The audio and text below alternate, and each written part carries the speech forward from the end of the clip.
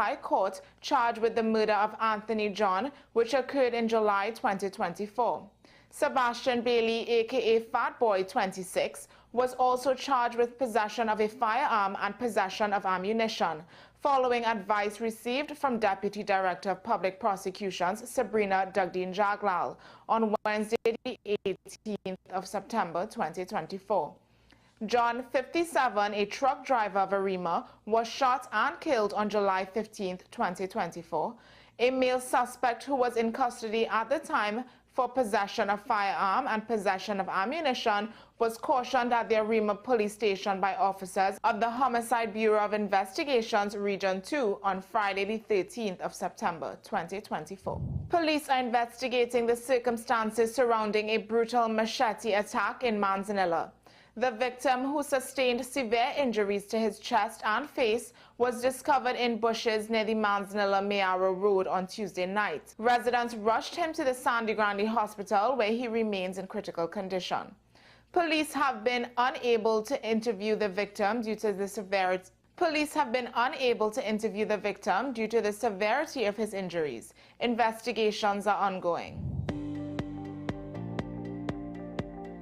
Internationally, a Japanese handheld radio manufacturer has distanced itself from walkie-talkies bearing its logo that exploded in Lebanon, saying it discontinued production of the devices a decade ago. At least 20 people were killed and 450 injured after hundreds of walkie-talkies, some reportedly used by the armed group Hezbollah, exploded across Lebanon on Wednesday. The devices, according to photos and videos of the aftermath of the attack, appear to be ICV-82 transceivers made by ICOM, an Osaka-based telecommunications manufacturer. But ICOM says it hasn't produced or exported ICV-82s, nor the batteries needed to operate them for 10 years. It is the second Asian company to be embroiled in bombing incidents in Lebanon this week, after thousands of exploding pagers seemingly linked to Taiwanese firm Gold Apollo killed at least 12 people and injured more than 2,000. Gold Apollo founder Su Ching Kwang flatly denied his company had anything to do with the attacks, saying he licensed his trademark to a company in Hungary called BAC Consulting. Well, that's news to the hour on WESN. I'm Naomi Macnish. Thanks for watching.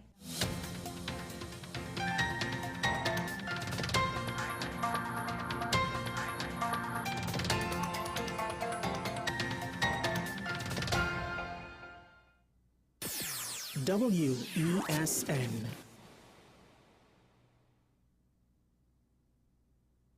Folks, we're back and better than ever. Your show have always appeared to be a show that is focused on going to the cause or looking to the cause. We hardly ever talk about the white-collar crime, though. We always talk about the ones that involve more as physical violence against individuals. The citizens will only measure transmission when water starts to flow through their taps. The Constitution doesn't talk about local election. Contract mafia that's responsible for looting the country, and they own and operate these politicians. So if you are running a country and you can't say nothing as a prime minister, please take up your bag and go. It is not comparative to the murder figures, but it is in fact very high. I believe he's protecting certain individuals.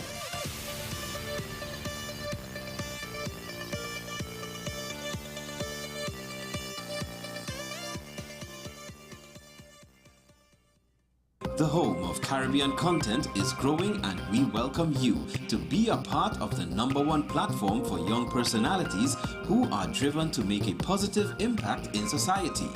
As we continue to reach every corner of Trinidad and Tobago through our daily broadcasts, our social media pages, or through our 75+ digital billboards across the nation, contact us to learn about our competitive rates via marketing at wesncc.com or call us at 628-5835. WESN Content Capital, television with a difference. Every word, every line, every paragraph depicts a real moment in someone's life. A father, a sister, a mother, a brother. We at Newsday are dedicated to you, the people, and through independent, unwavering journalism, strive to always bring your stories to life. Because your stories are more than just words. Newsday, independent and credible. Take some time for yourself or spend some time with the family at Sandy Point Village Hotel. Enjoy our various studio and suite apartments, self-contained with their own kitchenettes and Wi-Fi. We also have our famous 100-foot swimming pool and our beachfront restaurant, the Steak and Lobster Grill. And our location in Crown Point puts us near the center of activity from the nylon pool to the local nightlife. Call us and make your reservations at 639-8533, 389-2378 or email us at sandypointvillagehotel@gmail.com. You are watching Strictly Legal on WESN Content Capital. Just give an overview of what exactly is that split arrangement. Nah, you don't need to register nothing. You don't need, we can do that another time. But then it becomes a hit, and then everybody starts to want to claim. The laws that predate many of the independent countries' constitutions are going to be those colonial laws. We know there are an infinite amount of circumstances that would lead to a murder. I have a great idea and, I have a great concept, but until it's actually expressed, it does not become intellectual property. Accomplishments or targets of a forensic accountant is to quantify what may have been lost. We believe we're different criminals and we manipulated the law and we're exploiting the system. A responsible journalist will reach out to the person who they have the information on for a comment.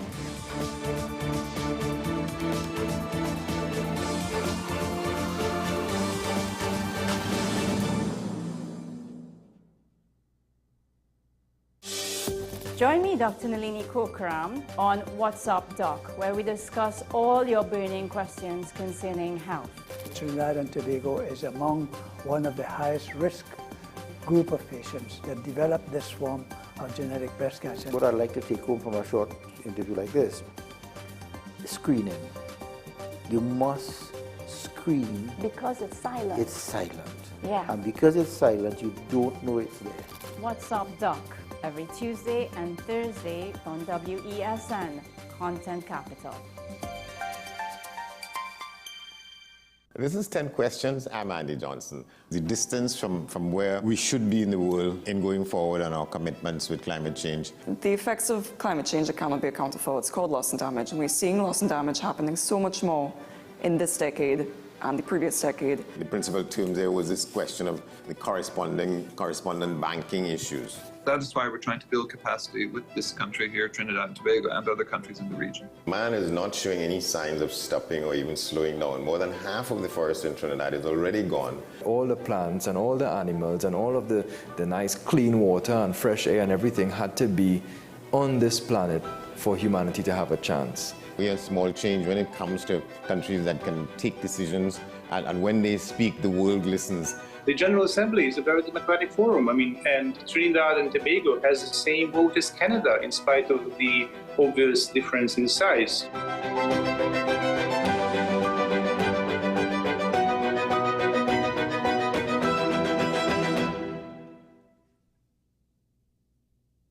We are tackling the hard-hitting topics, some controversial topics, some topics we sweep under the rug.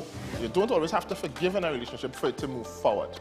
If it is you are in a situation where you forgive the person, but to the detriment of yourself, what are you really doing? It is very uncommon for somebody in the younger age group to have dementia. Atheists don't not believe. Is that I can't disprove God, but you also can't prove God, so we kind of at a stalemate. We'll focus on the woman who's being the victim, right, or the man who's being the victim. We exclude the children. Folks are trying to study the underlying brain mechanism to figure out how does this particular disorder happen in the brain? How is the brain processing this? Don't worry about AI, worry about humans working with AI. Are you willing to learn new skills to stay relevant for the future job market? That's the challenge that people are going to struggle with.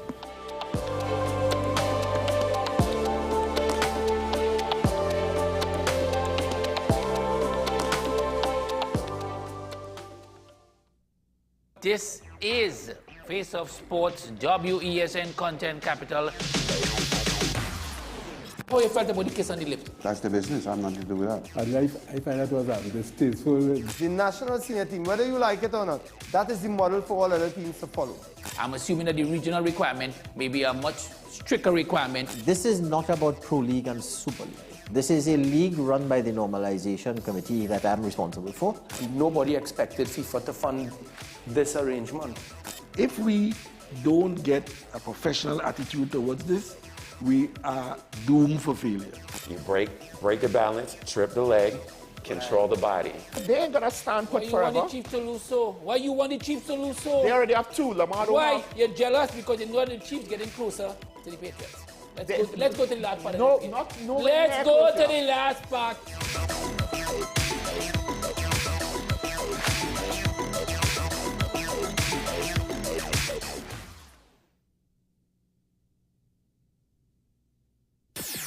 WESN.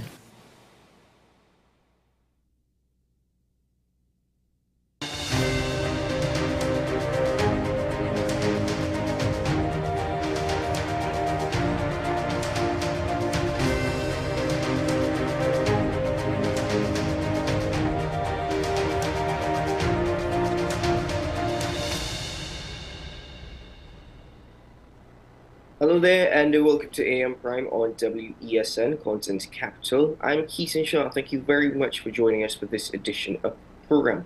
Now, the Minister of Finance has announced that the budget will be presented to the nation on September 30th. That is just over 1 week away from the airing of this particular edition of AM Prime. That being said, there is a lot to consider as it relates to the budget, as is with all budgets. But we say it every year, this is perhaps the most important budget that Trinidad and Tobago will experience. And that statement will not grow old, because it will be said next year, the year after that, the following year, until something substantial as it relates to stimulation, a boost of economy, becomes a reality. But that's a topic of discussion for later on. What we do know at this point in time is that the latest report from Central Bank Trinidad and Tobago suggests that our GDP is down in the last quarter of the third quarter of this particular year of 2024, and that we are in a deficit of over $4 billion for this particular quarter. Beyond that, we also have to consider that our revenues from energy are also down by 10%. But that figure is also being debated amongst economists. Well, this morning we do things a bit different on AM Prime, and we are not going to change that. I'm pleased to welcome to the program once more youth parliamentarian, and hopefully to be joined by another youth parliamentarian later on in the program. But first, let's welcome Chris Hussain once more to AM Prime. Chris, good to see you. How are you doing this morning? Good morning, Keaton. I'm doing well. Good morning, Trinidad and Tobago. I'm very pleased to be here. Chris, thank you very much for joining us this morning. September 30th is that golden date. Not necessarily too early, but earlier than expected. That took everyone a bit by surprise. And some said, well, it was expected because elections are right around the corner. Chris, how did you react when you heard the September 30th from the Minister of Finance? I was excited. I was excited. Yes, it's a bit earlier than the date that the budget is usually read at. But this crisis and I think we are in a sort of a crisis in this country. When you look at the high crime rate, you look at even the education sector. I mean, we can have conversations about students who would not have logged on during the pandemic yet, from the pandemic to now. We can have conversations about the unemployment rates. We can have conversations about underemployment.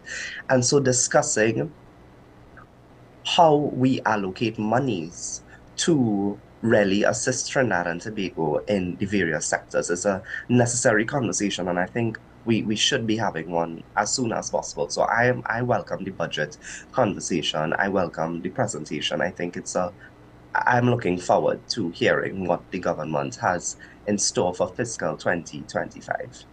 Do you have any expectations, though? You mentioned that you're excited and you're looking forward to the conversations, but do you have any expectations? Well, so I know that, and I've been on several budget panels throughout the years, and when I speak with persons who would have tried to look on, now, as you said, I'm a former national youth parliamentarian. And so for young persons, when we hear budget, we hear all these huge figures about these big terms about GDP, nominal, and it can get to a place where maybe sometimes only economists can understand, right? Or a certain level of society can understand what really the budget is. But I wanted to use this space here this morning to let Trinidad and Tobago know a budget is just a plan of how the country and the government who's in charge of our treasury, how they spend money, right? How they earn the money and how they spend the money for a year. And so for this budget that will be read, it would be based on the year to come, which is why it's called Budget 2025, because we're talking about the next year. So we're planning ahead.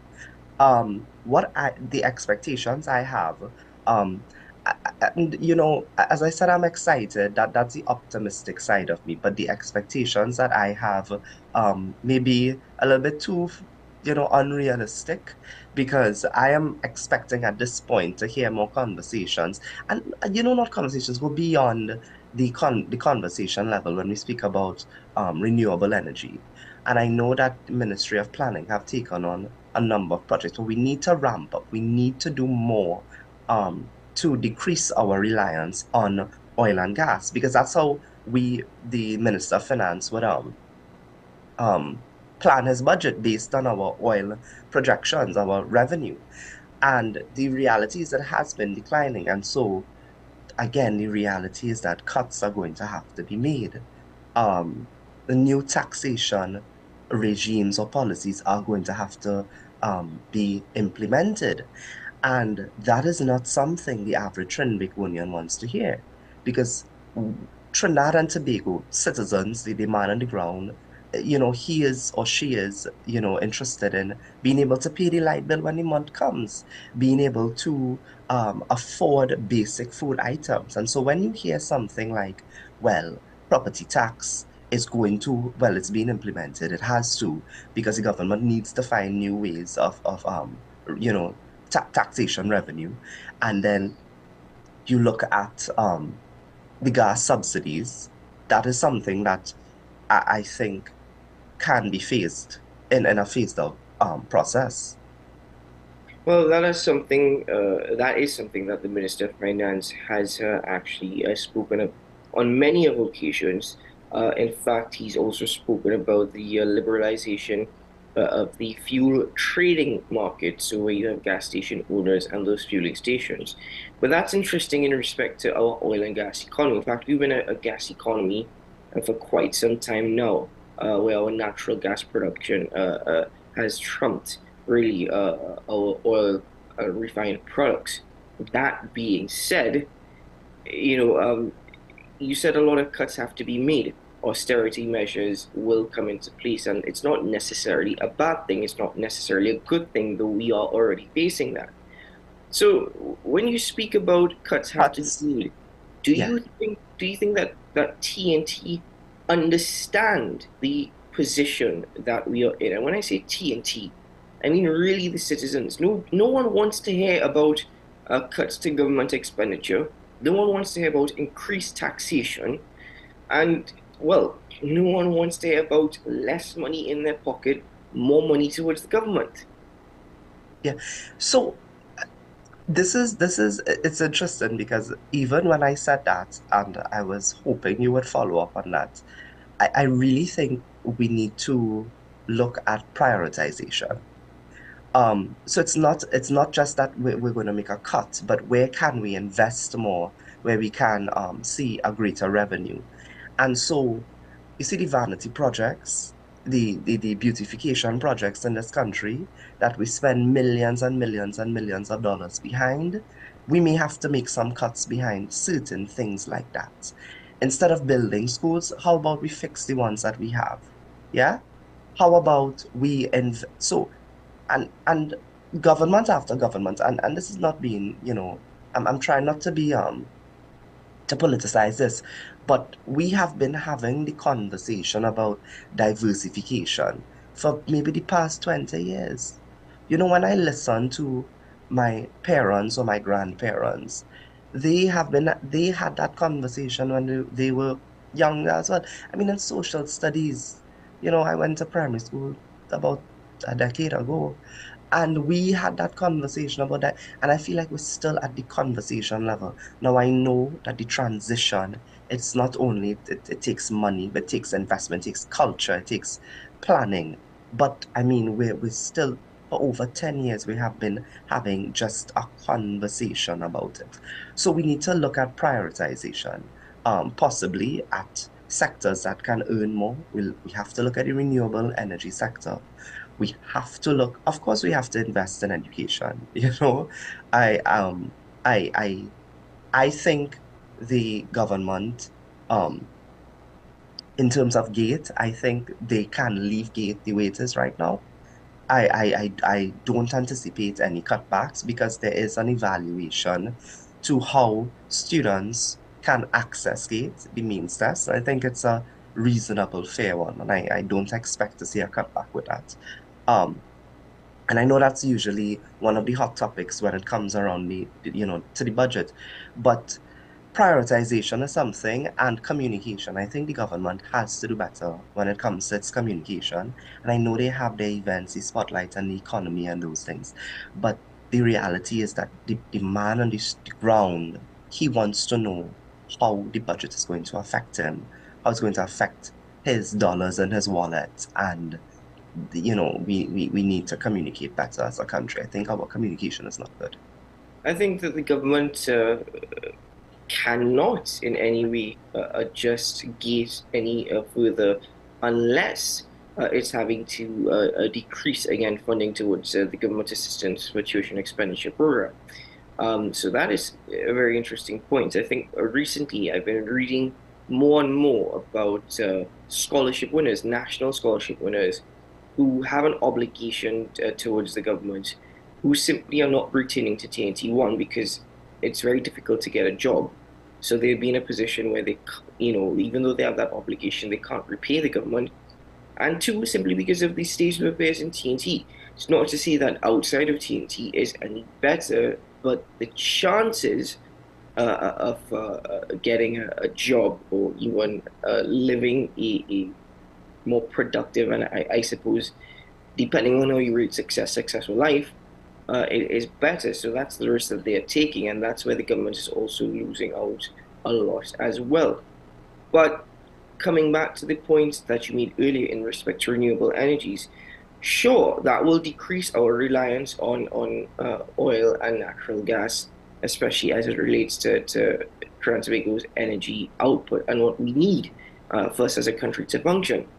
That does not necessarily mean we will be up in a position to play a role in the international market. It doesn't mean that we are going to be in a position to have a product that we can export that will earn us income, particularly foreign income. So, Chris, as much as we are focusing on renewable energy, that is good. That is definitely good.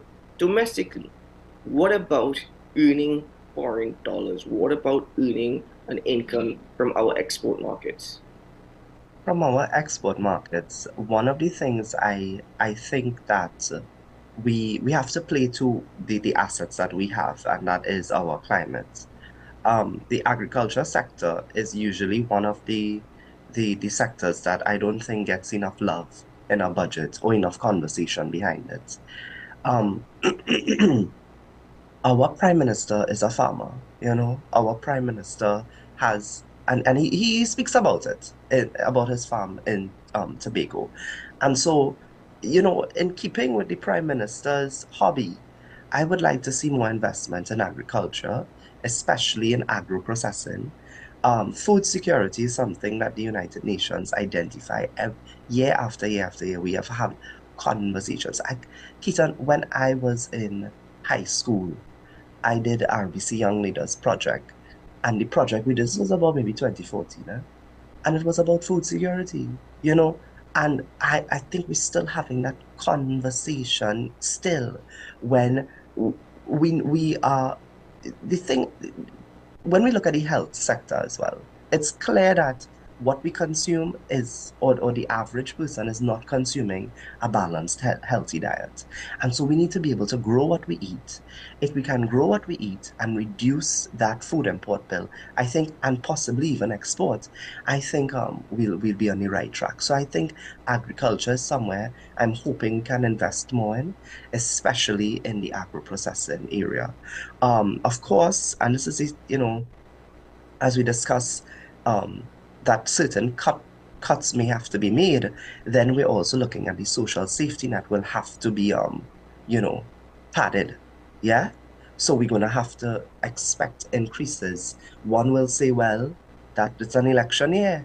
And so it's maybe the Ministry of Social Development can be used to sway voters. And I think if it is, we are interested in country first and nation building, I think we have to understand that the safety net will have to be increased. What we'll have to monitor, though, is how these grants or initiatives will be rolled out. And that is what we'll have to monitor in terms of the transparency and in holding the government to account. We want to also boost the small and medium enterprises through incentives, through grants, small grants. And by the way, some of those things exist, you know. But we want to look at, and I'm expecting the Minister of Trade to come and tell us, in the past year, what has worked, what has not worked, what we're going to keep, what we're not going to keep, and what we're going to maybe increase because it worked. So you see, that data is so important in driving the policy. Yeah? So I'm looking at these ministers, because I mean, some of them would have served, this is what, their 9th budget, if I'm not mistaken, or 8th budget, if not as the line minister, as a government minister, cabinet minister.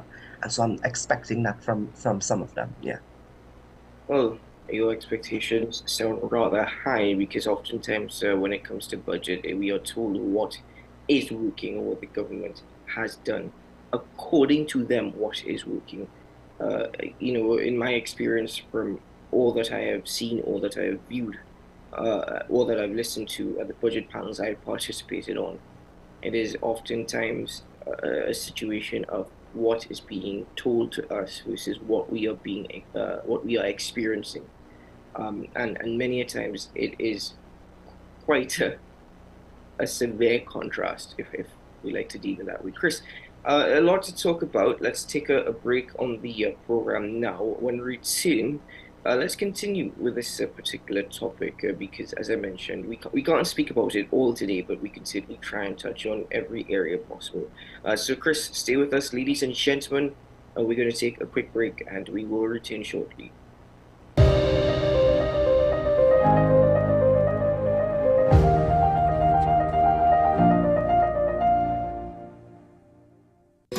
Take some time for yourself or spend some time with the family at Sandy Point Village Hotel. Enjoy our various studio and suite apartments, self-contained with their own kitchenettes and Wi-Fi. We also have our famous 100-foot swimming pool and our beachfront restaurant, the Steak and Lobster Grill. And our location in Crown Point puts us near the center of activity, from the nylon pool to the local nightlife. Call us and make your reservations at 639-8533, 389-2378, or email us at sandypointvillagehotel@gmail.com. Transform your home with PCU Plus. From stylish furniture to the latest appliances, we have everything you need to create your perfect space.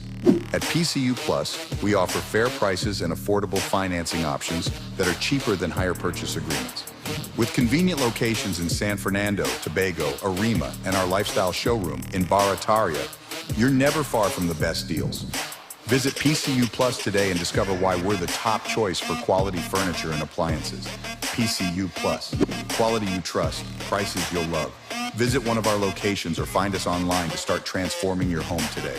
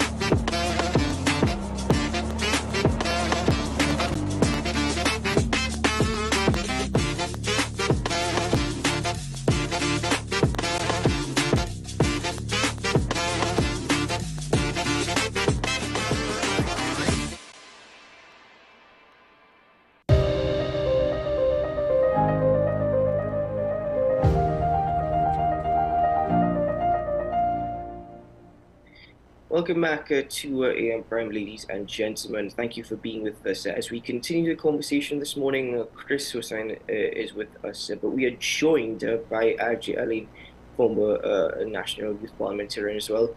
And, well, I guess we could describe these gentlemen as current youth parliamentarians, depending on how you define a youth parliamentarian. But Ajay, good morning. Good to see you. How are you doing? Good morning, Keaton. Good morning, Chris. Good morning, Trinidad and Tobago.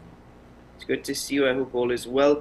Ajay, Chris and I have been speaking about considerations for budget 2024, and Chris has pointed out areas that need specific attention or special attention. When he was speaking about the education sector, renewable energy, and even mentioning the fact that agriculture and agro-processing, something of which we hear time and time again, needs to actually be taken seriously. That being said, it has also been acknowledged that we are cash strapped, that right now cash flow is extremely difficult for many reasons. Governments are going to have to make difficult decisions. In respect to considerations though, what is your opinion on areas that the Minister of Finance needs to focus on and needs to actually give some tender loving care? Okay, first, I believe before you dance abroad, you have to dance ayard. So I'm really looking forward to seeing an increase in the development budget for the Tobago House of Assembly specifically. And I think you need to make some investments in terms of technology at this point. I want to see some AI-based programs, some training programs for young persons based in AI and technology. I also want to see some training programs as it deals with electric vehicles, because we see that's the direction that the world is taking. So I think some investment needs to be made, probably with the young guys who in the auto mechanics, shift them a little bit into managing electric vehicles and the batteries and so on. So I think that is a direction that we also need to take. I don't know if you'll address the issue of crime as yet, but I think we need to change our approach in terms of just pumping money into crime. And I would like to see more funding going to the Ministry of Education, going to the Ministry of Youth Development and National Service, and also community development and sport. I believe if we make this investment in the lives of these young people, we could prevent some of them turning to a life of crime if we made that investment before acts of crime is actually committed. As we speak to exportation and foreign direct investment and so on, I mean, I wanted to laugh when I heard the comment, but I had to be respectful because there are a number of ways Tobago could contribute to earning foreign exchange, but we simply still doesn't have an export license for a number of products, and it's challenging to export some of these things. I mean, the Study Park quarry has material for the next 100 years, but we don't have an export license. So how are we now to feel comfortable hearing that we are cash trapped and we have to get US when we have products that can be sold and can earn Trinidad and Tobago foreign exchange? I mean, that's just my brief contributions for now. So you mentioned brief contributions. Let's look at a bigger picture, because you mentioned Studley Park, and there was a lot of stories and news that led to a lot of confusion coming out of Studley Park. But not focusing on that from a microscopic perspective, focusing on Tobago as a whole. The very first thing that you said, more money for development expenditure. Tobago has more or less gotten or received budgetary allocations for recurrent expenditure over the last few years in particular. Investment expenditure has been, well, very poor. That being said, it's argued that that's the only way that we can balance our budget. What is it that Tobago needs in respect to investment right now? What is absolutely essential in respect to investments across the island? Okay, so I think we have almost, in my perspective, little to no private sector involvement. So unlike Trinidad, where you have a lot of private companies, we can get employment, sustainable employment in the private sector, whether it be oil and gas, manufacturing, that kind of thing. We almost have none. So it's basically you work for the THA. If you're not working for the THA, you're not operating in the construction sector, which is still heavily dependent on the THA, mind you. You find yourself in the tourism industry, that's hoteliers and guest houses and so on. I think in order for us to stimulate more economic growth, I think that is why I'm big on more money in the development side of the budget, because I really want to see Cove Eco Industrial Park expanding and getting to a stage where we see a lot more products specifically for export. All right, so this actually ties into what Chris had mentioned during the break, and as it relates to the ease of doing business, because established businesses across TNT are facing a lot of difficulty. They are, by no means. And there are those who are not facing necessarily difficulty simply because of its, I want to call it importance, but a lot of them actually are seen as a priority in many people's minds. Again, people have choices. We live in that sort of democracy. But even businesses that are trying to establish themselves are finding it very difficult to find a footing. And the process for doing so is incredibly arduous. Chris, that is something that you mentioned, the ease of doing business. What, in respect to the ease of doing business, does that even exist? Is it just a term that we use in TNT? Well, the minister speaks about it budget after budget. Of course, anyone, investors, financiers, business owners, and they're all interested in that. So we all, different persons in society will be interested in different areas of the budget. We need to make it a bit, let's use it easier or I guess more investor friendly. I've had conversations, I've attended a number of chamber events, business chamber events, and I've had conversations, not with just business owners in Trinidad, but persons who were interested in doing business in Trinidad and Tobago, and the amount of trouble they go through. Definitely we need to find better ways or make it a bit more user-friendly. Ajay made a point on AI, and I found that was such an important point, Ajay, because how AI is going to impact the labor market is something as well that the government will have to take a close look at, and adjusting the workforce or the human resource to accommodate that, because I do believe that AI and us can work together. So I want to say, Ajay, that's a very, very, very important point. Another point Ajay raised, and I love that he brought up Tobago into the equation, because the tourism in Tobago, I mean, is it Tobago Carnival is just now?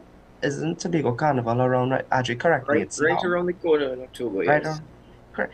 So we are sitting on, we're discussing areas in which we can increase our, revenue, so we're looking at, well, remember we spoke about renewable energy, but more so in the context that we should have been, implementing this a long time ago, and so we're still at certain planning stages, but we give them but we have to, that's the reality we live in.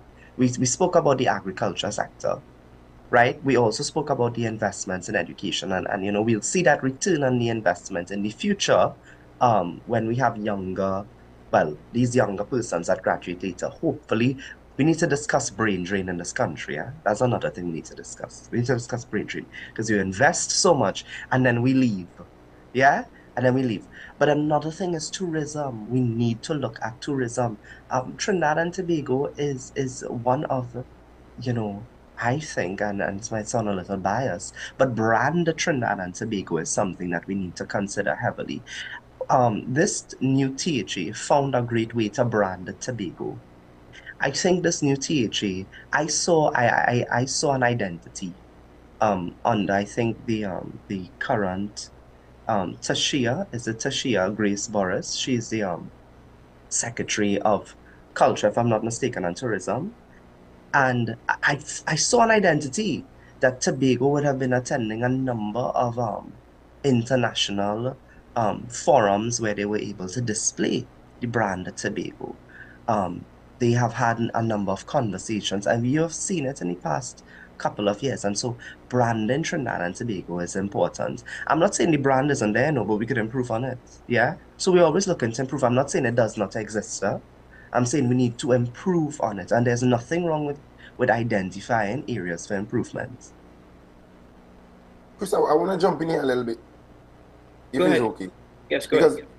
You made an interesting point as it pertains to Tobago Carnival. I mean, I'm not a carnival person, but from where I work or from the space I operate in, we would see the impact of some of these events. And the Port Authority has already released the schedule for the Tobago Carnival weekend or for the whole October period. But we have not seen a schedule from CAL. We have not seen Welcome Home to Tobago Carnival campaign launched to date.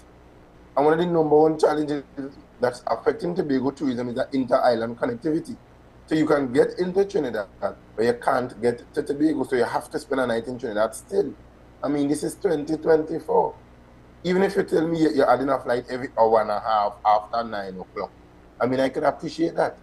Because there's a block of flights that usually get into Trinidad somewhere between 9, 10 o'clock and about 2 o'clock in the morning. So if you tell me you move from a flight every hour to a flight every hour and 30 minutes, or possibly every 2 hours, to capture that international market that's coming in via Copa or EE and those types of airlines, to at least get them to the island, I can appreciate that. But we still have a situation where at 8:45, 9 o'clock, the airport in Tobago is practically closed. And then we're heading into a peak season for travel. The earlier you announce the flights, is the more securities, is the more persons will book, and is the more forex you will get. It's interesting that you mentioned that, because the usual response in relation to flights to Tobago and the scheduling to flights to Tobago is not one of, oh, well, we're working on it and we're examining it. It's one of, well, these are how many seats that we've made available, these are how many seats have been booked, and these are how many seats that were left empty on the inter-island air service, and that in itself has led us to lose this amount of money because we're already subsidizing it. That has been the usual response on the part of whether it be Caribbean Airlines or by extension the Ministry of Transport. But again, putting that aside for a moment, let's focus on some of these issues that both of you have raised. Artificial intelligence. We have not even fully digitized Trinidad and Tobago as yet. I mean, a prime example is in relation to property tax payments. And it's a conversation I had yesterday. People have to pay property tax via cash. So we are adopting newer technologies or hoping to adopt newer technologies whilst we still have not been able to transform to a digital economy or digital nation. Are we jumping the gun with this one, gentlemen, by trying to push for a sort of acceptance with artificial intelligence when we have not even laid a platform for artificial intelligence in TNT? I have one question to ask before we begin the discussion. Is there a ministry of digital transformation? I mean, I'm just asking. There is a ministry. That's the direction we're going. I would have expected the minister, my goodly fellow Tobagonian, to be rolling out a lot of these programs to sensitize the population on AI. And even if you want, you could experiment on Little Tobago first. I mean, digital records is a challenge. Accounting now, we saw where the use of technology is the excuse for an unaccounted sum of money. Some transition to a new digital system that did not function efficiently. So we have millions missing and we're trying to play it up now. So I don't want to say we're jumping the gun, but I kind of confuse us exactly where we want to go as a country with digitalization, because we need to make up our mind. I think it's a transition, though. I think it's a transition. I have seen areas in which we are transitioning. There are a number of things. For example, on the Ministry of Education's website, long ago, if you wanted to register as a teacher, to get your teacher's number, you had to go into the ministry. Now you can do that online. There are a number of applications you can now do online.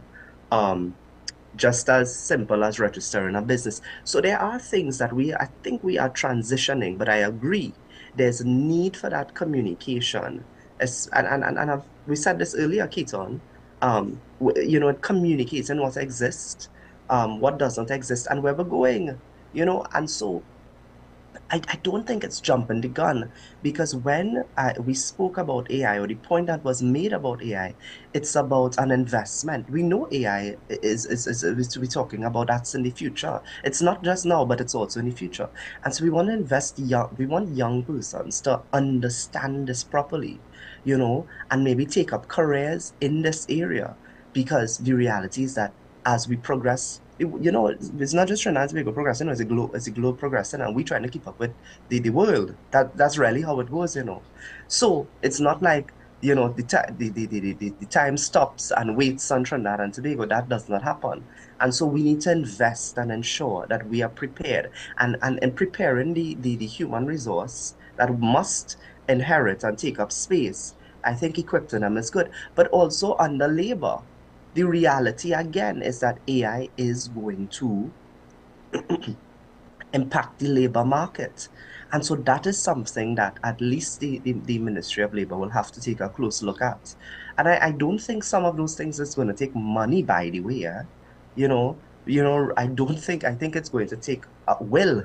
It's going to take will. And that's more on your policy and what you intend to do. And I think that's more the line minister might discuss that. But I don't think it's jumping. I think it's a transition though. I think that we have to, all of these things happen in transitions. As much as we speak about renewable energy, it's a transition.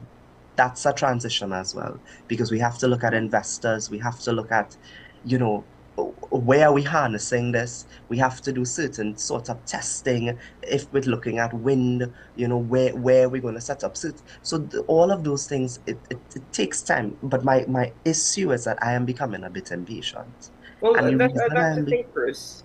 I'm becoming impatient because I've been having this conversation since I was a youth parliamentarian.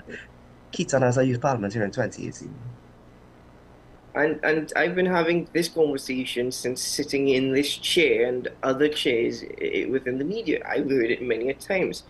And, you know, I am not disagreeing with you when you say it is a transition. You are absolutely correct. However, the thing is, you also in that same sentence mentioned that the world is constantly evolving and it's moving at a pace. We're going to have to we were trying to keep up. So how long are we going to say that we are in a transition phase? Yes, I acknowledge that a lot exists now that you can do online, and that is good. But how long are we going to say that TNT is in a transition phase before we start saying that we are a part of the evolution when it comes to this world? We can't keep saying that we are in a transition phase. We can't be in a transition phase for the next decade, 2 decades. And whilst I understand nothing happens overnight, and that a lot has to be laid, you're right. I'm getting impatient as well. For example, how long are we going to see? You mentioned Ministry of Labor. The first thing that came to my mind was, hold on, when are we going to get this work from home policy? Isn't that something that other nations are examining as well and have already implemented? And we've been speaking about this since the COVID-19 pandemic. When is that going to be a consideration as well? And I want to, as you mentioned, I am a Gen Z. RJ, you are one as well. I believe you as well, Keaton. You are part of our generation. Thank you. Yes. But we have, or at least one thing that I've noticed about Gen Z, not just, and by the way, Gen Z voters are coming out to vote next year. I don't know if we will, but I know that we'll be eligible to vote next year. But we understand work-life balance, and we understand how prioritizing your mental health is important.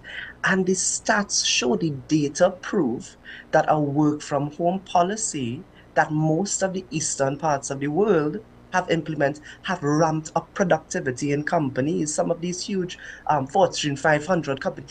So that is something that is critical, and the data proves that it improves your efficiency and productivity. And Keaton, we know that in this country, we have a very particular way we like to talk about public servants. And I was just going there. Well, you see? So if we identify there's an issue, then I think we can find a solution. And I'm glad you mentioned it. RJ, I give way. No, I was just going there. I was just going to say, how would the public service respond to something like this? Because I would hear it regularly from my friends who are in contract in some of these places. The problem that they would have, because sometimes you begin work early. Let's take a communications officer, for example. On a morning like this, let's say we're working on a project. My communications officer would be up since about 4 or 5 o'clock coordinating these media sittings or so on, or media briefings.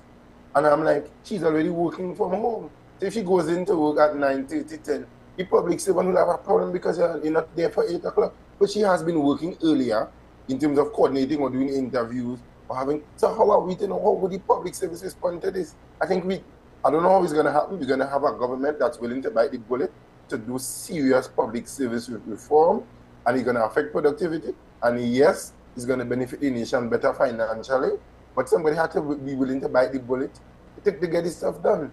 Because we know of a system where contracted employees are doing their work, and sometimes 50, 60, 75% of the job of the public servant, but they don't have the level of job security as a public servant. They don't have the purchasing power. They cannot make a lot of critical investments because they simply don't have job security. If you don't have job security, we will spend less. We are going to make less children, so the NS is going to be a problem, whether we like it or not. And we're going to become more financially prudent because we don't have that level of security. And we're doing just the same job, and sometimes better than some public servants. And yes, another interesting point that you raised there. But let me ask you this, gentlemen. How much is our lack of productivity costing Trinidad and Tobago, not just in respect to the points that Ajay made, but in terms of the circular flow of income? I mean, you just mentioned public servants as well, and over the course of the COVID-19 pandemic, I was reminded just last night, how public servants received their full salaries and benefits over the COVID-19 pandemic when private sector had to slash salaries, and many companies are still paying COVID-19 salaries, the salaries that they had to slash. So how much is this lack of productivity costing Trinidad and Tobago, and how much of it has kept us in this transition phase rather than this phase that we are evolving as the world is evolving as well? Anyone can answer first. Here's the thing, I've met a number of public servants who I find to be very productive, and they're very enthusiastic about their jobs, by the way. But sometimes the culture or the vision in which the organization wants to go can be demotivated. So as much as we discuss public servants in a very particular space, and we have a way in this country like a little bacchanal, but we also need to identify there are great ones there, and they're hardworking, they show up on time. But Keaton, I wanted to make another point, and you spoke about productivity. When you live south, I'm talking about Point Fortin, San Fernando, Marabella, Hoover, even Central, but Freeport, Hoover, and you have to go into Port of Spain for 8 o'clock every morning. I don't know if you all have ever had to sit in that horror. I mean, if you leave home 4 a.m., you'll reach. But any time after 6:15 or 6 o'clock, you are not getting to work for 8 o'clock. You're going to sit in traffic for at least an hour and a half to an hour and 40 minutes. And let's not mention, or let us mention actually, when you have to come out of Port of Spain, well, work might be 8 to 4. Well, for sure you're in traffic for about another 2 hours. So we need to fix that traffic congestion. Work from home, exactly. And so we all should not be on the road at the same time. But Chris, what you've done there is just define that a lack of productivity is not necessarily just public servants, as we have that thoughts in our mind. You have pointed it out. It's an approach that all of Trinidad and Tobago, and not just public servants, needs to recognize and understand. We are far behind. But Keaton, I don't want to leave this open-ended. I have to mention there's highway works happening, and so that may be the reason for the extra half hour. However, still, I agree that we need a work-from-home policy. All of us do not need to be on the road at the same time. And some of us jobs do not require us to be at the office every day. It does not require. I have friends who work in the private sector, a few, and they start work at 8 o'clock. I know where they start work at 8 o'clock. They start work at 8 o'clock at home. And in their business, where they work, they have to go to work for sometimes 10:30 or 11. And they finish around maybe, a little later sometimes. But so it's not that you just work at home for an entire 8-hour day. You know, we can find a way to It's a hybrid system. A hybrid, correct? Even at UTT, there's still a hybrid education way they disseminate their courses. There are some courses, and I believe at UWI as well, there are some courses that are strictly online, and there are some that you may have to take in person. And so it exists, you know, it exists unofficially, and I'm sure that for certain lecturers there's a work from home policy, unofficial, but for the public service we need to have one. So yeah, I hope you don't think we're just having a conversation, guys? We keep having the same conversation over and over and over and over, you know, every year. It's hard for me to disagree with you, and that's not because for a lack of quality in programming. That's simply because of a lack of output when it comes to meaningful directives or policies that can actually help Trinidad and Tobago progress. Little things, you know, go a long way. Ajay, I think you have some thoughts on what Chris was just saying. Yeah, because I really had to agree with Chris, because of the age we operate in with a digital age, whether we like it or not. And I think even changing the way persons work on a roster in certain time slots, it could work. Because I know of persons who would say getting to work for 8 o'clock is a challenge simply because they need to get their children to school. So if they have the option to get into the office for, let's say, 9, 9:30, 10, I thought them wouldn't mind. And even in some cases, though, they wouldn't mind working a little later because they came in a little late. They just to find ways of working the system, even with persons having to take care of their children. We could have a proper system in place where we know, okay, when a child comes from school, there's an after-school system in place at whichever school they attend. So whether you have classes, you have co-curricular, so it could be done in a way where it accommodates everybody, and it could be done holistically. But there's another issue I want to touch on quite quickly, and I know this could be extensive. I think we need to change our crime fighting techniques. I saw something a couple of weeks ago which was painful. I mean, when the Minister of National Security and the Chief of Defense Staff, which is somebody I have high admiration for, that's Vice Air Marshal Darrell Daniel and his team there, we can say that we have limited to no Coast Guard vessels for the next 14 months. I mean, I say that as an invitation to the miscreants in the society that we have open borders for the next 14 months. We have friends at the U.S. Southern Command. The U.S. have a system where they have a lot of unmanned aerial vehicles that can do extremely good surveillance work. I think we need to look for a partnership there and have some of those unmanned aerial vehicles patrolling. I think we need to launch expand the maritime unit and launch an aviation site to the Trinidad and Tobago Police Service as well to provide aerial support in some of these scenarios. And we need to use AI in crime fighting. I mean, no, we have to use an ID card. You use it for the boat, you use it for the plane. You don't have to use the ID for the water taxi. So why we can't have an AI system to identify persons? I mean, we've seen it in Dubai, we've seen it in Singapore. Why not look for a partnership and begin to use AI in crime fighting? I mean, just my suggestion. Buy the bullet and make the investment. Gentlemen, what is this going to cost Trinidad and Tobago? That is the question that people will be asking, and that's the question that the government is going to ask as a response to these suggestions. No, but I think we had to bite the bullet.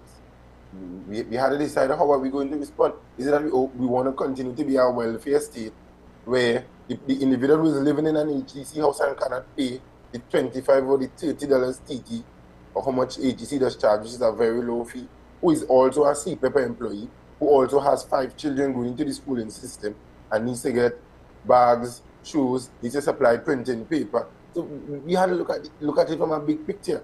So it's not just a simple matter of dollars and cents. Sometimes we have to think beyond that. Well, also it's prioritization, Keaton.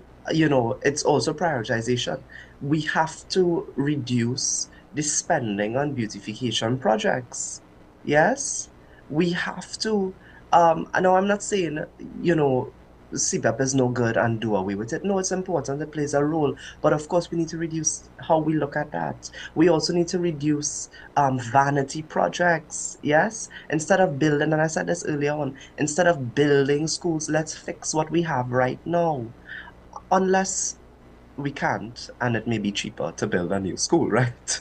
Well, But a lot of engineers will tell you that in the current state of some of these schools, it is it's a yeah, lot cheaper to build a school as yeah. compared to renovate. So Keaton, that is the when I thought of it, I was like, yeah, it might be cheaper for some. But yeah, so there we just need to prioritize. We need to prioritize the spending. So that's why earlier in this interview we spoke about cutbacks, and certain cutbacks may have to be made. But the problem that we have in this country is communication, you know. I don't think we do a good enough job in communicating the why. Why did gas increase? Why is the subsidy not, you know, and those are the things that we need to be able to communicate to Trinidad and Tobago. Because, you know, I believe once we're doing well, once the economy is doing well, when we had high oil and gas prices and we're doing excellent revenue, we must enjoy the subsidy. We must enjoy gate and this free for. We must enjoy that. That's ours. But if we know the reality of the economy today, then we also have to, you know, the local term is ban we belly. But Chris, I want to jump in here as well, because CPEP could become efficient, you know. I sat and I thought through how CPEP could become self-sufficient and efficient. I think political will is a term used a lot, and I think we need to investigate it. But CPEP could become self-sufficient. When we had this company in Cuba, I think it was, that used to produce peppers. They got to a point where that company was self-sufficient. They were producing so much that even if there was a shortfall, they could have exported. So well, we can have CPEP doing agriculture.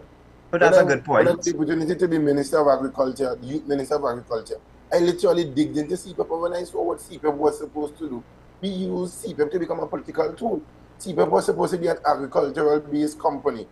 When you look at the working hours of CPEP employees and the average hours that persons in agriculture would work, is around the same hours, from about 4 or 5 o'clock in the morning till about 9, 10 o'clock.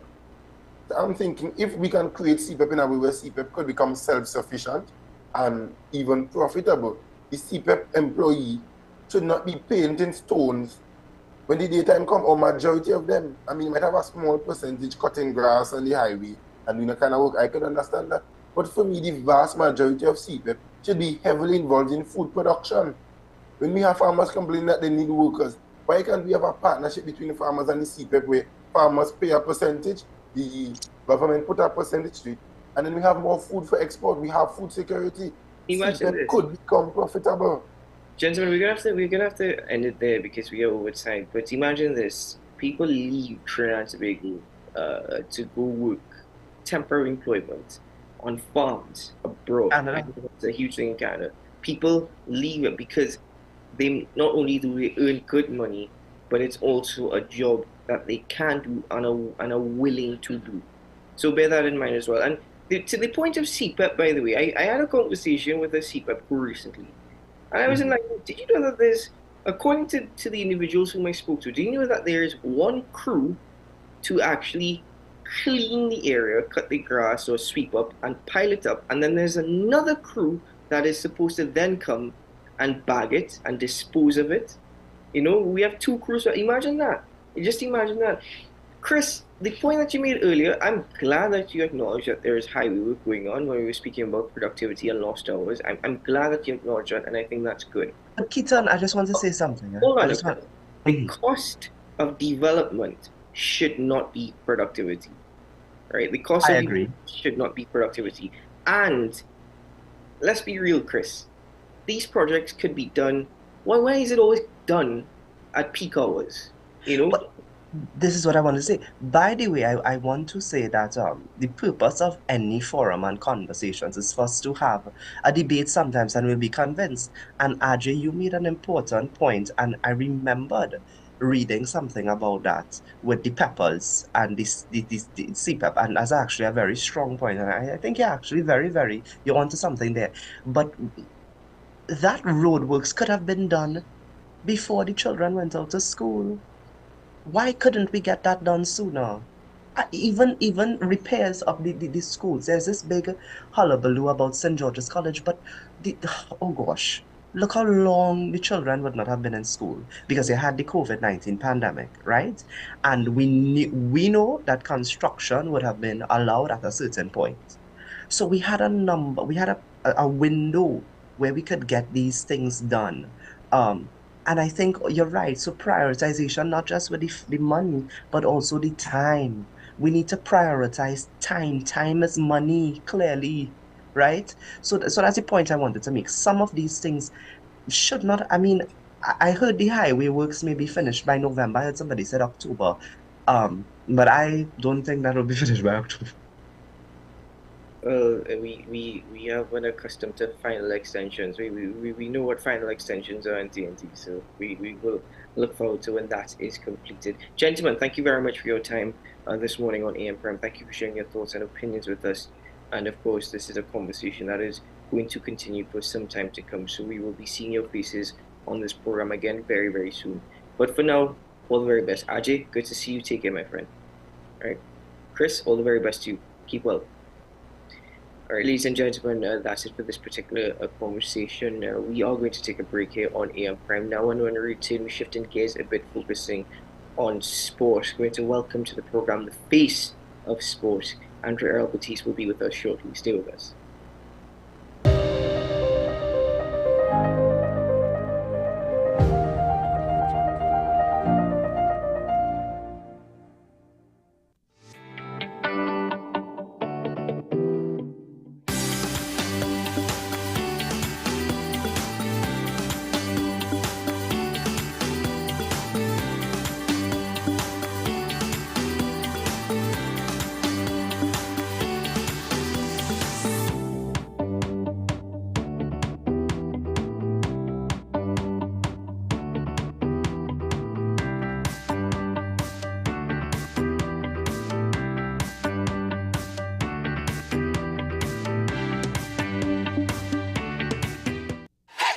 FanZone, your reliable, authentic supplier, has just gotten better. You can now visit our website www.fanzonett.com for your authentic wear and collectibles.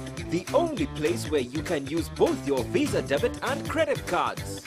Visit our website fanzonett.com to make your purchase today.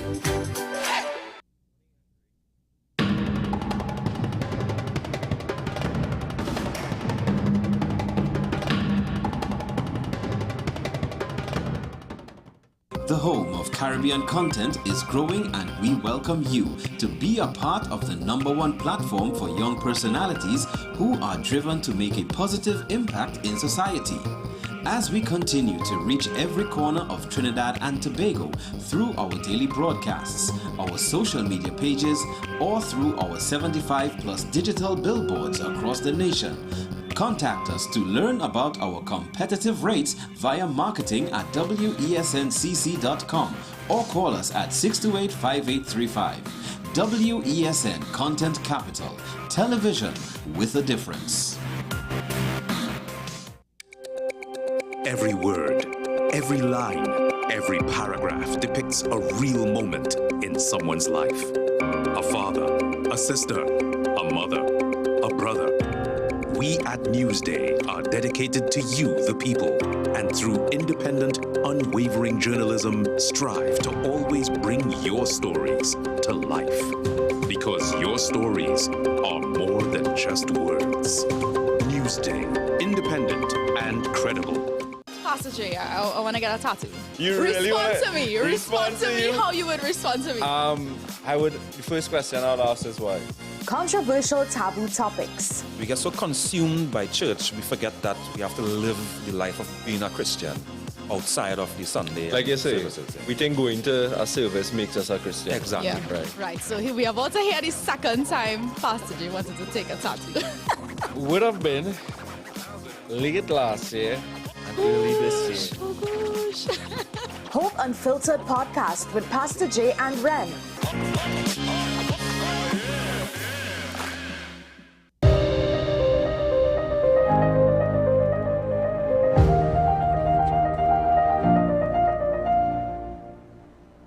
Welcome back to AM Prime, ladies and gentlemen. Thanks for being with us as we continue with the conversation, focusing on some cricket and what's happening in the CPL last night.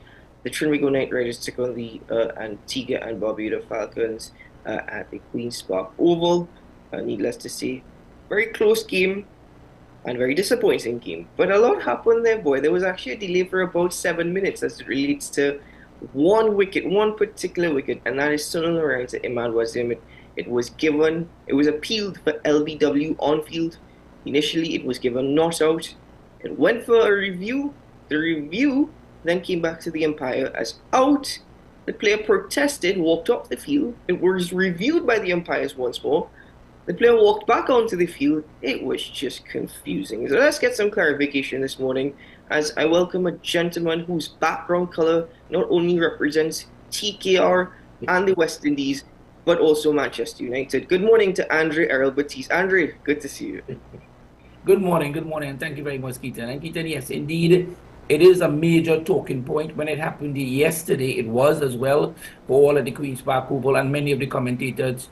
And the law clearly states that once a player has left the field, left the playing arena, he's crossed over the rope, he cannot be recalled. Or let me not say he cannot because he was yesterday. He should not be recalled based on the laws of cricket. And it was clearly obvious he had left the field, he had actually gone in to what you would call the dugout, as the case may be. Yes, he was protesting. I think we all agree it was a bad decision. We do agree it was an error. But we've seen errors made before and they cannot be changed. Meaning that clearly there was an edge, But once the umpires made a decision, you have to stand by it. And I think that's where the protest from the Trinidad contingent, Kieron Pollard and the coach, they were pretty upset that he was allowed to come back out onto the field. It should not have happened, and there's no excuse for it. I really hope that the Caribbean Premier League make a statement on it because it goes against the laws of cricket. And I didn't know that this CPL game was outside of the laws of cricket. Yes, it could be considered only a T20 game, but they can't change the rules just because of an error. I think, gentlemen and ladies listening, to use Keaton's analogy about football, it would be similar to a VAR decision has been made, and we've seen it made before, and it was wrong. But once the ball is put in the center circle and the kickoff taken, that is it. It cannot be changed. It just cannot be changed because there are so many errors. We've seen errors made numerous times in cricket. That's how it is. What should have happened, if he wanted to, is he should have stayed on the field. Once he didn't cross the line, he went off the field, people. That cannot and should not have happened, and TKR was right to protest. I think it changed the game, certainly, to be fair, because had he been dismissed, who knows what would have happened. The momentum would have swung more in the favor of TKR. We know how influential a batsman he is. And on the other end, Graves was batting so slow that it was actually serving TKR interest for him to stay there as long as possible. Okay, so in that regard, yes, once a decision is made, it should be final.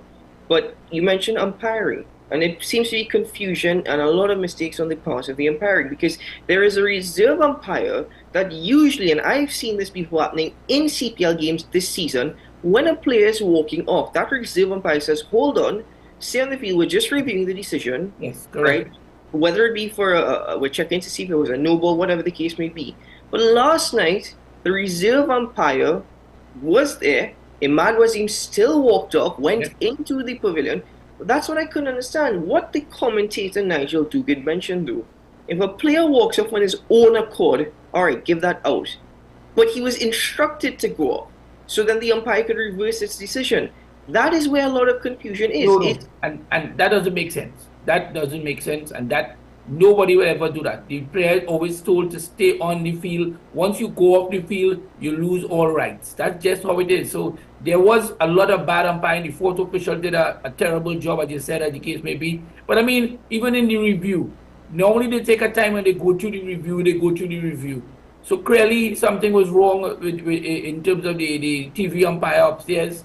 He had a terrible game. The very same Nigel Dewitt, as the case may be. It was just all wrong, poor. I think you would have even seen some of the CPL officials have to get involved because they themselves clearly questions mark have to be raised, and I really hope that we hear something from CPL suggesting that they did make an error last night. I don't expect it because they might hide behind some words, but clearly this is not a good look for the CPL because it's going international. And I think Kieron Pollard suggested that when he was asked that it better he don't say anything because he would get himself in trouble if he says anything, because that's the truth. And of course, there are a number of other incidents that would have arisen during the course of the game that would suggest that Imad is not going to be a popular man in Trinidad and Tobago for a long time. Okay, so let me ask you, Andre, in that regard. A statement can be made. A statement can be, whether or not that happens, fair enough. And you're right, it led to a lot of confusion. And we saw Curtly Ambrose come out. First, Imad was he went after the umpire. You're not supposed to do that. Well, that, of course. Curtly Ambrose came out. He was furious, but that's how Curtly Ambrose usually is. Yes. And then Phil Simmons, I think that is the most angry I've ever seen Phil Simmons. That was the most animated I've ever seen Phil Simmons.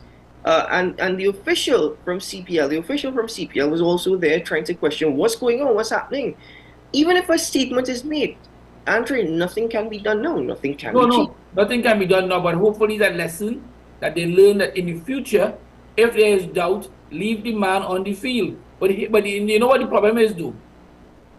He was given not out by the umpires.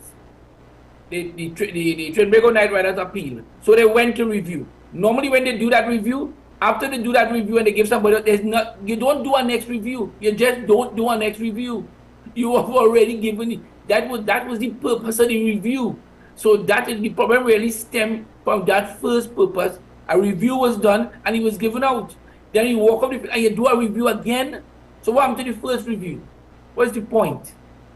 An all-wrong failure mark. They should withhold the money from the umpires. That's all. You know, like they find the umpires withhold the money. That's all they gotta do. You gotta punish them. They make the error. Andre, it certainly was chaotic. Another point last night of contention, and I was calling people. I was getting messages. Could this be done? Greaves in the 18th over walked off, retired hurt. That's according to what we heard on television. It can be done. I mean, we know why it was done, but it was done. It can be done. A player can leave the field and say it retired hurt. Most of the times, what would happen, he would not be able to return. And given it with 2 overs left, he wouldn't be able to return. Basically, he retired himself out. It really is not retired hurt. He really is retired himself out. The terminology is questionable. In other words, you can retire yourself out and say, I'm done, I'm out. That's my decision. Right? It really is done. But this was a tactical ploy that was done because, as I've said before, Great was helping TK out because he was batting so slow in these circumstances. So they wanted him out. It doesn't look good for the game. Better he had gone and get out, but he must have decided, you know what, I'm going to retire. They say retired hurt. I really think it retired out. Meaning that how you can say, I'm not coming back, I'm retired out. But I get to the terminology because there's no way he was hurt there. We know that. Okay, so you say it can be done. Yes, he was helping TK. He had a strike rate of 145 runs from 45 balls.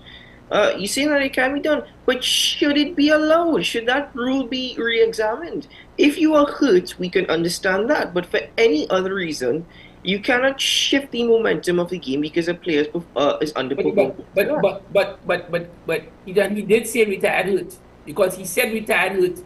And how can you determine? He be feeling a pain. Suppose he want to go and have a bathroom movement. How you could see? I mean, yeah, it's speculative, so he can get away with it. He can get away with it. Because if you have a bathroom movement, he gone, as the case may be. You can't say the man don't have a bathroom. How you going to prove it? So it's wrong, yes, but it's legal, unfortunately. It's a fair point. I take it. I remember something similar happened with Robin van Persie in the World Cup a couple of years ago in the semi-final. Yes. And Holland ended up actually losing that game, if I'm not mistaken. Yes.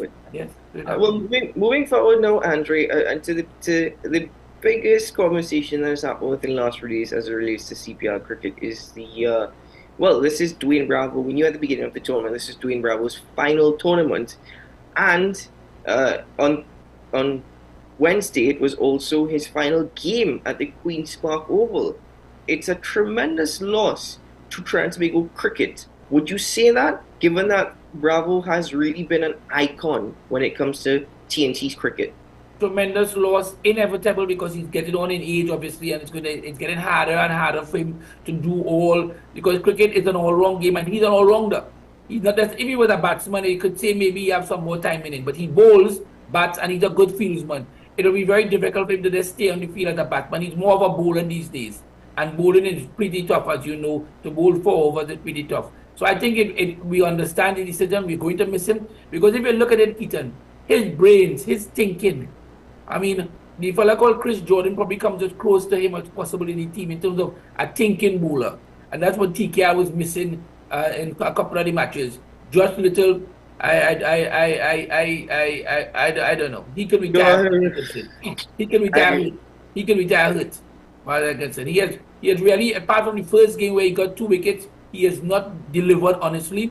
But I guess they've given him a chance to prove himself. Remember, this time around we don't have any Ali Khan, and that's a big miss. Ali Khan is a massive miss for the Trinbago Knight Riders. We have not been able to replace Ali Khan. Every career now and again will have a bad game or even a bad tournament. I understand and I recognize that. But could TKR afford to be taking these chances or gambling? Yeah, I think they're gambling because they almost feel certain that they're going to be in the top 4. They're ready to try to be in the top 2. But I don't think they expected to lose last night, obviously, right? They thought last night was going to be the easier game between Wednesday and Thursday. If you look on paper, always Thursday looked like the easier game. But this is the second time they have lost to this team. A low scoring affair. It's a wake-up call. It means they're going to have to win at least 2, if not all 3 of their next matches at home to finish first or second in the group and have 2 chances to get to the final. So I think the game against St. Kitts is going to be a hot game on Sunday and thereafter. But coming back to Bravo, it is a big miss. I still think, though, Keaton, we're going to see him in the tournament if the Trinbago Knight Riders progress to the semi-finals, as the case may be, in the playoffs. I expect Bravo to play because the best team is an 80 team with Bravo on it, obviously. He's also a phenomenal captain. Karen Pollard has been good with captaincy as well. Bravo has really proved himself as a captain as well. When he left TKR to go St. Kitts and Nevis Patriots, he won CPL in that season with St. Kitts and Nevis Patriots as captain. How much are we going to miss that leadership as well? I think we're going to miss it a lot. Well, let's also remember that Pollard would have led Barbados to a title too as well. So both these men have tremendous captaincy ability, and together on the field, the brain trust of that team is really Pollard, Bravo, Narayan, and Russell when he plays. They're those 4 experienced players. A team with those 4 players should automatically win the CPL, but it's not so easy. Some of the other players have to deliver as well, and that's been the problem. But they're going to miss Bravo's thinking. But as you saw last night, he's on the sideline and he's not shy to give his opinion even on the sidelines. So he'll be still giving his opinions. And I know that the team is hurting after that game last night. They're very upset. That's all I can say. They're very, very upset, and rightfully so. I think most people who went to Queen's Park who will even watched it on their television last night. Would that be? Yeah. And you know, Trinidad and Tobago citizens, I'm sure when people turn off the TV and they're gone vexed. Because at the bottom line is, bad decision, but the bottom line is TKR batted poorly. They had a bad batting session. At the end of the day, they should never make 130 against Antigua. So they put themselves in this situation. And when you do that, you allow the opportunity for when errors are made for you to pay the price. There's no way they should make 134 against this team. Coming back to Bravo in a moment, but to that point that you made, do you think that it's become easy to read TKR's approach to a game? Yes, it is. The TKR, the weakness in the TKR team now is in the fast bowling department. The spinners dominate from Akil Hossain at the top to Sunil Narayan and of course the leg spinner. So when you have Waka, right? When you have those 3, that is they're really strong. But so if you multiply that is 12 overs. There's still 8 overs to find. And if you notice, it's in the last 2 overs when the fast bowlers are used, whether it be Terrence Hines or Josh Little or even Dwayne Bravo at times or Andre Russell, we have conceded a lot of runs. Now they've brought in Jordan, hoping that can make an impact. So I think they got to fit it in somewhere and find a solution. I don't know what the solution is, whether they use the fast bowlers at the top instead of using them at the end. But you need always to keep some pace at the back. Jaden Seeds hasn't done as well as he would like to as well. So I think the fast, that's where Ali Khan comes in. Ali Khan was a guarantee, the 19th over, the 20th over. Between he and Bravo, he bowled a real good over. So I think that's a weakness. But for Andrew, why hasn't Pollard picked up the ball to bowl a couple overs? His cutters are renowned in T20 cricket. I know, but I mean, he's picked these players to bowl. If he's going to do that, which I'm agreeing with you. I'm agreeing with you. If he's going to do that, then there's no need to pick these players like Little, because Little can't bat. Little could do Little, as we know, right? So if you're picking Little and you're going to bowl, it have no purpose. You're going to give them a chance. I think when it comes down to the crunch period, so for instance, the St. Kitts is on Sunday, and the St. Lucia thereafter on Tuesday, and the major one will be Barbados on the next week Friday. That game might decide who comes first or who comes second. The game against Barbados on Friday at the Brian Lara next week Friday. So that game, I think if you look at that game, I'm almost sure that's when they're going to pick their best team. Yeah, I think Tuesday and Friday. I think St. Lucia, as you said, is Tuesday, and which is also a good game. St. Lucia, we can't write off St. Lucia. No, can't write off St. Lucia. I mean, right now we shouldn't write off St. Kitts, although they're looking real terrible. But given how we perform, I expect them to come out hot and sweaty on Sunday to win that game. Well, at this point, St. Kitts have nothing to lose. They're just going to go all out. Yeah, they're paid for pride. Yeah, they are. I mean, one game they won last tournament. One game they've won thus far this tournament. Surely they're going to try and see what damage they can do to other teams' chances for the rest of the tournament. I want to come back to Bravo now, though. We saw Bravo in a coaching capacity for the World Cup in Afghanistan. Do you think that is an area that we're going to see him in more and more? Yeah, definitely. I mean, anybody who have sense would want to utilize his ability in the T20 format, even in the T10 format, because he's a thinking bowler. In this form of the game, as I mentioned, the fast bowlers, the problem we have right now is a lot of the fast bowlers is thinking about pace. Let's run it and bowl it. But he has so much variety, Keaton. He can bowl the slower ball, can bowl the cutter. He knows how to drop his leg, change his leg. He knows the yorker. He has so much variety. So when you have that amount of variety, the batsman who's facing you is uncertain of what's going to happen. He can't premeditate you. And that's always been Bravo's advantage. He still has the most wickets. He has the most wickets in terms of T20 cricket. He has won the most titles in terms of T20 cricket. So, I mean, no doubt he should be involved in cricket. Unfortunately, with Darren Sammy there, he can't be involved because, you know, there's this jealousy without a doubt that Darren Sammy has against some of these Trinidad and Tobago players. I say it openly, and including Pollard and Bravo. That's why when Trinidad and Tobago, the St. Lucia Kings have never beaten Trinidad and Tobago.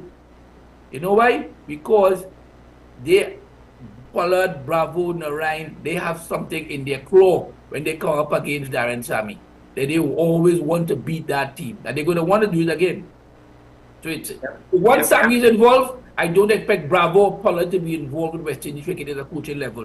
If Sammy is no longer there, I can expect them to be involved.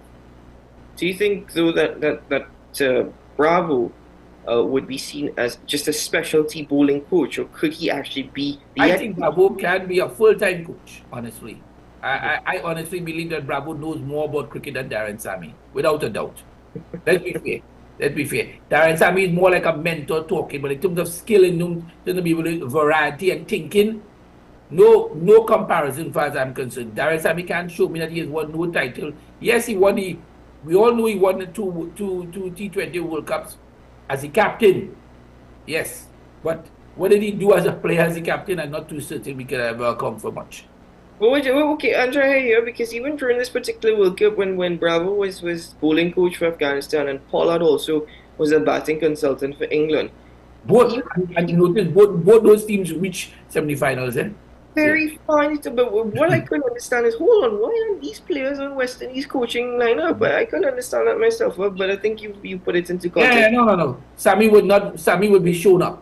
Sammy's weakness as a coach would be exposed. And there's no way Sammy wants that. So he didn't do it. He would not do it. Well, Bravo is certainly one of the most decorated players, not just in terms of T20 titles in leagues across the world, but internationally as well. He's won 2 T20 World Cups as a player. And he's also won the Champions Trophy. I think that was in 2004 as well. So he certainly is a decorated West Indian player. Do you think we'll ever see anybody like him again? Do you think he could ever be replaced? No, I doubt West Indies could have someone like him. And the major reason is because of T20 cricket, you're not going to get a T20 player that want to also play Test cricket. He was lucky in that he played Test cricket first and then became a T20 player. now it's the reverse. Now it's the reverse. People are T20 cricketers first, and then they come in to be Test cricketers. And that's not going to happen, because once you start to make money in T20 cricket, you're going to tell yourself, hey, I'm making all this money just to bowl 4 overs and to stay on the field for an hour and a half. Why am I going to stay on the field for 4 days or 5 days in a cricket match and I make less money? It doesn't make sense. Economically, it doesn't make sense. Even for your health, it doesn't make sense. Is that what happened with Shehoop, though? Shehoop started off with testing and that is exactly what has happened. Shehoop is making excuses, but I've just seen he's been drafted to play in the Abu Dhabi League as well. So he decided, and you can't blame him. This is where he's making his money. He's not going to make money in Test cricket. How many? The West Indies played 8 Test matches for this whole year, Keaton. 8 Test matches, eh? That's what they tell you, 8. He played more than 80 T20 games and making much more money. So it makes no sense. It's a no-brainer. Anyway, Andrew, listen, we're running out of time, but very quickly, what are your thoughts on TKR's chances as it relates to getting to the finals? I want to ask you what you think about the tournament. I still think we have a good chance to get to the finals, but the next 3 games will tell us whether we're going to qualify. Because let's be honest, despite this win here, I don't expect Antigua to make it into the top 4. They only have 1 more game left. I don't expect him to make it in the top 4. And I certainly don't expect St. Kitts to make it. So we're going to be in the top 4. Whether we finish 1st, 2nd, or 3rd or 4th, it will be dependent on the next 3 games and how good we are in playing. We're going to be in Guyana by the time we play the other set of matches, and you know the crowd in Guyana is going to be crazy. Crazy crowd. Hey, listen, Andre, the crowd is one thing, but that pitch in Guyana is another story in itself, boy. That pitch in Guyana and that dew factor as well really makes it a T20 game very, very interesting. Very interesting. I think the advent of Tim David has helped, will help, because he's a good player. He can bowl too as well. He knows how to get himself into it. But I think acquisition is a vital for the team. 100% agree with you. Tim David is a natural power hitter, and the thing is with him, we saw him play a game on Wednesday night, his first game. He did very well to help TKR get over the line. Last night, you saw his potential as well. Very patient at times. So hopefully he settles in very quickly as well. Hopefully we see more of him, especially come Sunday. Andrew, I want to thank you very much for your time this morning. Thanks for joining us on the program. Love your background color, by the way. Keep it up. All right. Yeah, well, Arsenal also played red, so relax yourself. All right, don't forget that. Don't forget that. Not this particular All right, take care. All the best. Bye-bye. The Face of Sport, Andre Errol Batista, joining us on AM Prime this morning. We thank him, of course, and you could look out for the Face of Sports every day on WESN, starting from 2:30 p.m. to 4 p.m. And, of course, we look forward to Fun Fridays. It is Fun Friday. We look forward to that later on. I know I could probably hear Ryan Gomez-Burke laughing in the background already because he knows what is coming up later on today. Ladies and gentlemen, that's it, though, for the program. Thank you so very much for joining me this morning. Thank you for my guests, for their time and for sharing their opinion. We hope that you either learned something or it stimulated your opinion. We hope that it got a discussion going in your head. And of course, to my team in the background, who always ensure that AM Prime go live. Special thanks to Ryan Gomez-Burke and Mildwood for the continued hard work. And to Naomi McNish, who I do not thank enough, but she really works on. She's done a lot to ensure that AM Prime happens. Really, Naomi McNish, we thank you very much for all that you do. I'm Keaton Shaw, reminding you today is a good day to have a good day. And we'll see you again very, very soon. Bye-bye.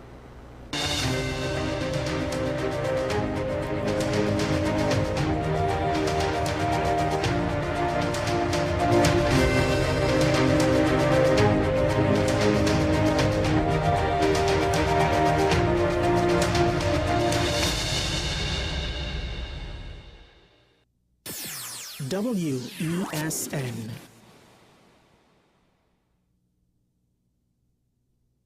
This is 10 Questions. I'm Andy Johnson. The distance from where we should be in the world in going forward on our commitments with climate change. The effects of climate change that cannot be accounted for. It's called loss and damage, and we're seeing loss and damage happening so much more in this decade and the previous decade. The principal term there was this question of the correspondent banking issues. That is why we're trying to build capacity with this country here, Trinidad and Tobago.